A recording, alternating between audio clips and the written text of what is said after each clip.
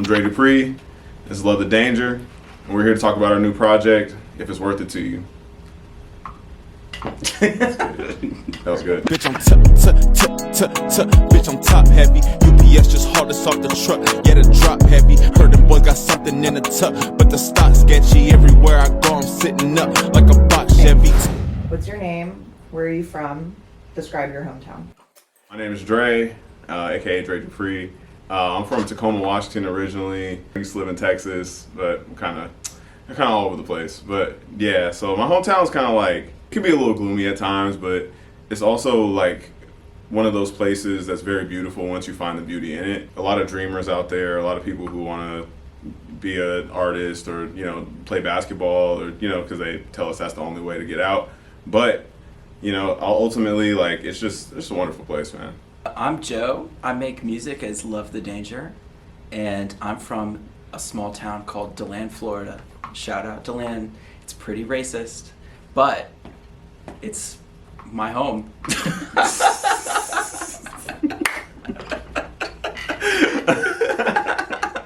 Shout out to Lynn. Shout out to Lynn. Shout out to Lynn. How did the two of you link up? My managers, they sent me a playlist of music of just like people that had performed in LA recently, and every single song I heard was just hot garbage. I was really upset. I was gonna like, you know, text a nasty message to my managers like, what the hell is this?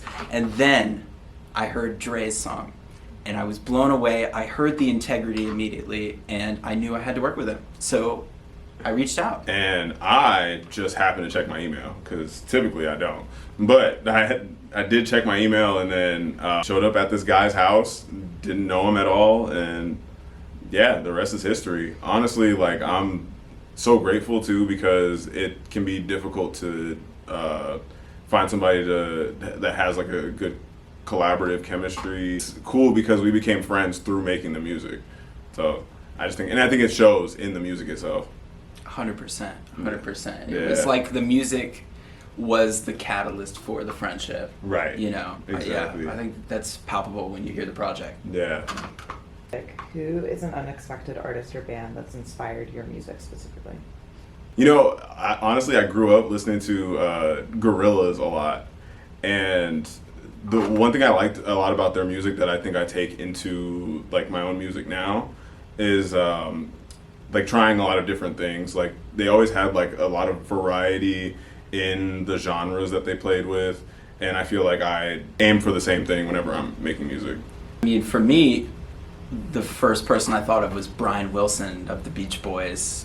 Just how he is able to combine really complex jazz harmony into pop music and make it all digestible. I mean, that's constantly what I'm searching for, the like experimental meeting the accessible, and you know, musically that interests me. What's one thing about LA that you would gatekeep? There's a great underground art scene in LA that I've been around. I've had the pleasure of being around a lot of really talented like painters and photographers, and I really want to like hold it and keep it sacred, but I also want all these people to like blow up and be like the biggest thing ever. So like that's like one of my favorite things about living here. I feel like where the best vegan breakfast burritos are, I will never disclose that to just anyone, you know. So good. Yeah. So good. But off camera. Off camera, let me if we know. have like somewhat of a rapport, like I will recommend some great vegan breakfast burrito options, but Let's go. I don't want, you know, them to get too crowded, especially if I said their names here, you know. They would just get too crowded. Can't have that. Facts. Night owl or early bird? Totally a night owl. Absolutely. I'm up until, if I could, I'd stay up until 5 in the morning, honestly, like, and with no shame. I love being up late at night. I love how quiet it is. I love, like, the world isn't moving as much. There's not so much distractions. My phone's not constantly ringing. I can focus on whatever it is that I'm, like, locked into. So, yeah, it's just my vibe. I could not be more opposite than you in that Really? regard because I'm such a morning person. I have to go to bed at 9 p.m., dude. I'm like an really? old man, bro. Like I like to me like the night hours. Whenever I go late into the night, I just don't feel as productive. Those hours aren't as productive for me. Yeah. Whereas like, when I'm the early bird, I inevitably get the worm. So. As I'm one just does. feasting on worms all the time. I love worms. I love that. We have to play. Favorite artist at the moment other than yourself? This artist named Lilo from Detroit. He's super dope. I really like his vibe. He has like kind of this like Detroit sound, but it's like the thing is that like Detroit and the Bay Area kind of have this like kinship in their sounds, and like I grew up off a lot of Bay Area music, so like it just kind of fits. And then also he has like a really dope vocabulary, so I always fuck with that because I'm a very lyrical person. For me right now, I'm kind of delving into some classics, specifically Sonic Youth. I'm listening to a lot of Sonic Youth. I never really connected with them as a kid. Yeah. So like I'm just starting to now, and you're from grunge country, so you understand. Yes. Yeah, Soundgarden. Sonic Youth, I all just that. love that sound. I mean, yeah. But as far as like contemporary artists like working today, I mean, definitely, I'm so lucky to have so many artistically inclined friends. So I mean, my friend Rach, my friend Sultan Day. Ooh, shout out to Sultan Day. Shout out to Sultan Day. You'll hear him on the record, and yeah, I'm blessed. I'm blessed to have great friends. What's your pre-show ritual? Okay, so I need like a huge container of tea. First off, like super hot, because I'm gonna be like sipping it all night. Gotta like warm up the vocal cords. I need a Smart Water or an Essentia. I'm not drinking Dasani. That's crazy. Because what am I, like a dirt ball? Like that's just wild. No. But I need a Smart Water or an Essentia, and I need a yerba mate, preferably Rebel Berry, maybe Blueforia sometimes. They have a peach flavor that I really love, but yeah, usually like my go-to is like those three things and just like jumping around like a madman. My pre-show ritual starts the second I wake up. The moment I jump out of bed, I'm getting a black coffee, and I'm keeping it vegan the whole day. Not vegetarian, I'm keeping it vegan. We don't want the dairy clogging up the system, clogging up the mind. Can't have that. Hell yeah. Yeah, and then I will typically, if I'm playing guitar that night, I will just play a lot during the day. Just play all the time. Got to get the muscles going, and I would say those are really like the big things. Yeah. If you weren't making music, what would you be doing? I always tell people that I think if I wasn't making music, I'd probably be like a therapist or something. Like I always I'm very into like psychology and like the way the mind works, and like I think like a lot of people love talking to me about the things that they're going through, their issues, stuff like that. It's just something that I've always like been like, oh yeah, I could totally do that. If I were not a musician, I truly don't think I'd be good at anything else, but if I had to choose something, probably some sort of other creative pursuit, like cooking or, cooking. And eating. Yeah, and eating. Cooking and eating. Yeah. You make a great food critic. I would be an incredible food critic. Oh yeah. Yeah, I could write a scathing review. 1 a.m. in and out order. What are you getting? All right, so I'm pescatarian, so wah, wah. But I usually go for a grilled cheese, animal style, and animal fries, and I need pepperoncinis. I'm not even putting them on the food. I'm literally just taking bites out of them. So that's the vibe. So my In-N-Out order, I can't really eat anything at In-N-Out as a lifelong vegetarian, but I do enjoy going to In-N-Out and sitting with my friends and observing them as they eat and being like, how's that burger? Fries nice? How are the fries? That's supportive. I fuck Yeah, with you know, that. I'm down to be a supportive In-N-Out, you know, bystander, but a patron can't, yeah. Describe the process of making this project.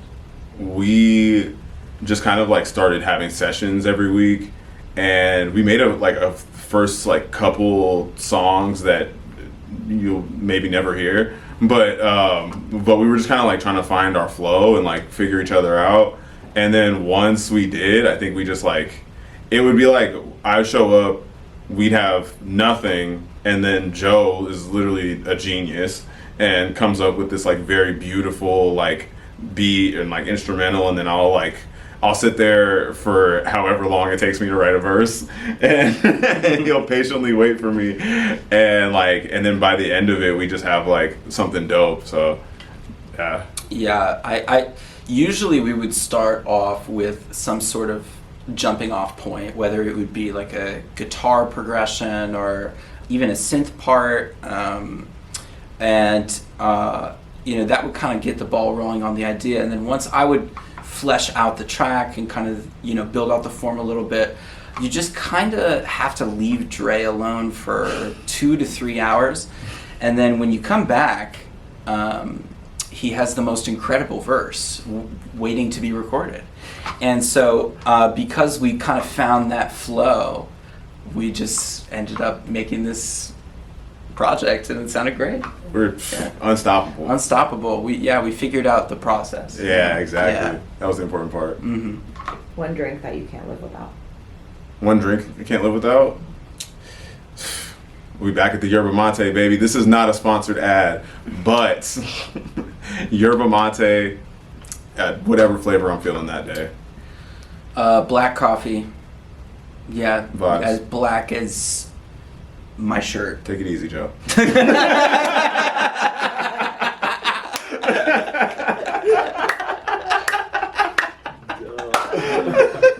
All right. Favorite cartoon growing up? Favorite cartoon growing up was Dexter's Lab. Dexter's Lab was like my all-time favorite cartoon. I grew up, honestly, because of that show. When I was a kid, I wanted to be a scientist really bad. But then as I got older, I realized that I hated science and wasn't good at it. So that quickly went down the drain. But I think it did lend to me becoming very like technical and really loving like the inner workings of like technology and stuff like that. So SpongeBob. I mean, how could you pick anything else? I don't trust Love people who didn't watch SpongeBob growing up. I mean, if you are one of those people, I find you questionable. we're coming for the Dasani drinkers. Yeah, we're coming for Dasani drinkers And SpongeBob anti-SpongeBob coalition. We gotta let them know. Yeah, this music is not for you. It's not. I'm sorry. You're not allowed to be a fan. What's your worst first date experience? Okay, my worst first date. This was crazy. So, me and this girl meet randomly. I don't remember how. Not important. We go to Buffalo Wild Wings. I'm very excited to go because at the time I was still eating meat, and I was about to tear up some chicken wings. We get there. She's unbelievably rude to the waitstaff. Like it's so bad that I went up to the bar and I said, "Hey, listen, I don't know this girl, and I'm sorry." And we went to a movie after that, completely silent. And You don't go to the movie, bro, on the first date. Yeah. No. Actually, this was a good time to go. Oh, to really? the movie. Okay. Yeah, because I didn't want to talk to her. Oh, well, that makes sense. Exactly. But why go at all? Why go at all? I have to ask myself that same question. Yeah. Anyway, things didn't go anywhere from there. Never talked to her again. Terrible experience. 0 out of 10. What is your favorite song off of this project? It changes from day to day.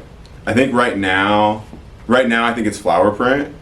And I think because of like for one, the lyrical content on there, and then also Sultan Day is amazing and literally has the voice of an angel.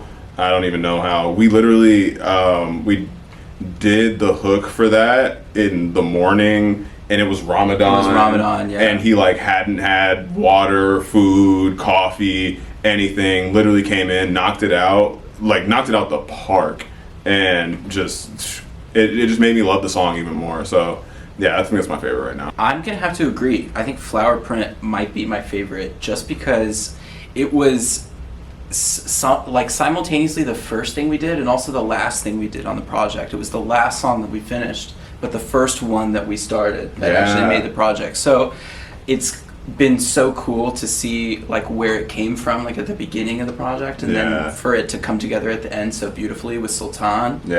I think that was just a really cool thing to be a part of. And that was, you know, for me, when we made that, that was the first time I feel like we really unlocked each other creatively. So I think that one will always be special to me. But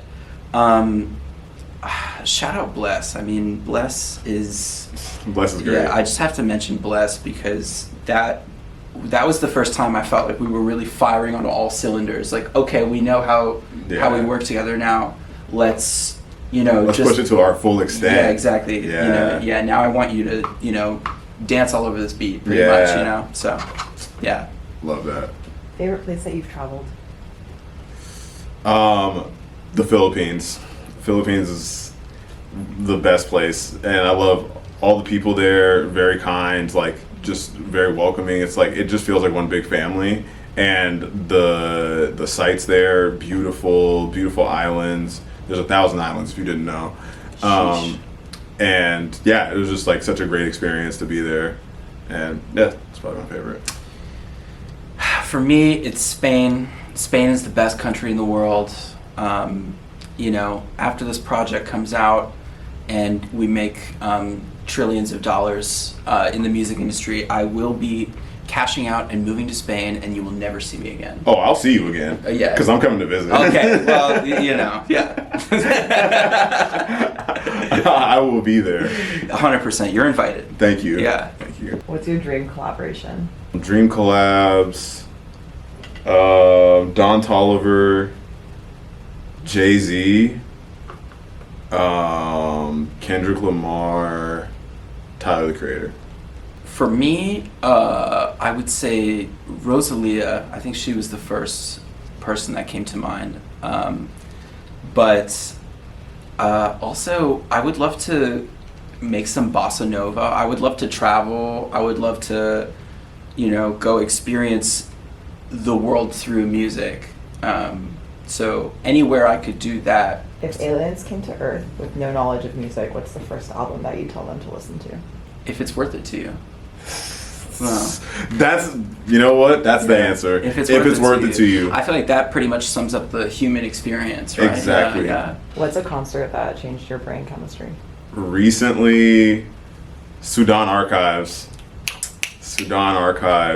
Literally, her stage presence, the fact that she's up there singing and rapping and playing the violin and like it doesn't miss a beat, just incredible and blew my mind. I saw her at the Fondo, which is one of my favorite venues in LA. There's just nothing like it. I saw Blake Mills and Pino Palladino and Chris Dave and Sam Gendel all play at the Ford, and just every like if you're a musician like them, like that's like my dream. I want to be a musician's musician. It was just like music at the highest caliber. Just with the best energy in the most beautiful setting. I could watch, a day of them just playing and improvising. Just incredible. Favorite wearable accessory? I wear a lot of hats.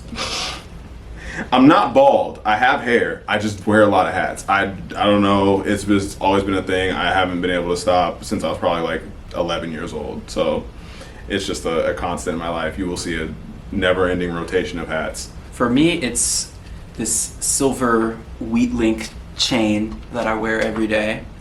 And when I put it on, I'm like locked in. That's when I'm like ready to go, ready to work, ready to go out, do whatever I need to do. And then when I take it off, I just feel like, I release the energy of the day. What is the best piece of advice that you've received in your life that you would pass on? Best piece of advice I received? Probably to give yourself grace. It can be easy, especially in our day and age, to like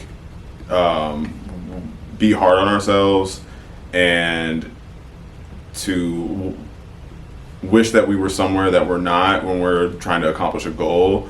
But I think that in order to get to where you're trying to go, you have to make mistakes and you have to mess up and you have to fall short and you have to take days off and fall out of love with something to fall back in love with it. One of my teachers said to me many years ago, she said, "You are entitled to nothing, but you are empowered to do anything." And I've just always kind of lived that way. The second that I stopped, lying to myself and saying that I was entitled to a certain outcome or a certain reward or whatever, like the second I stopped doing that and actually put pen to paper and worked and felt the like self-love and the power to do whatever I wanted to do, that's when my life got so much better. Tell us about the making of Top Heavy beginning to end. What was that like? So basically we were finishing up another song on the project called Chamomile. And I was literally walking out of that session and like mumbling things to myself and trying to like figure out kind of like something a little more like turned up and like we just needed a banger. So I kind of like came up with the concept, and then the next session I came back and then Joe just like executed and it came out amazing.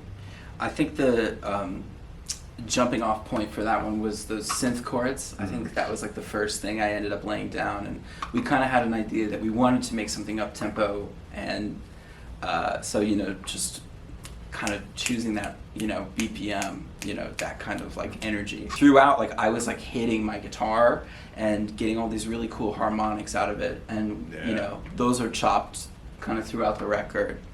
So everything you hear is live and played by humans, and no samples or anything like that. All right, once again, I'm Dre Dupre. This is Love the Danger. Our new project, If It's Worth It to You, drops June 5th. Our next single, Flower Print, will be dropping soon. And you can listen to Top Heavy anywhere you can listen to music right now. Right this second. I'm bitch, I'm top heavy. UPS just hauled us off the truck. Yeah, the drop heavy. Heard the boy got something in the tuck, but the stock sketchy. Everywhere I go, I'm sitting up like a box Chevy.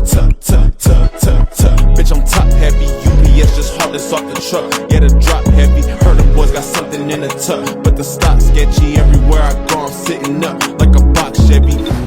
Before working with Joe, I always take a lot of like time to write my verses, in terms of like sometimes I'll like write like half of it and then I'll come back to it later.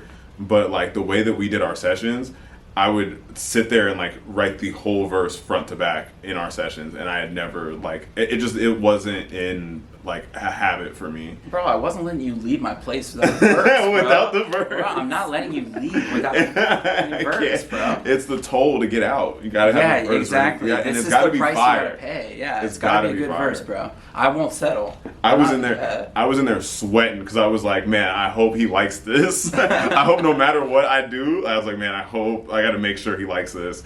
So I was really trying to like crank them out and make sure they were fire. And then I think so. I think you nailed it.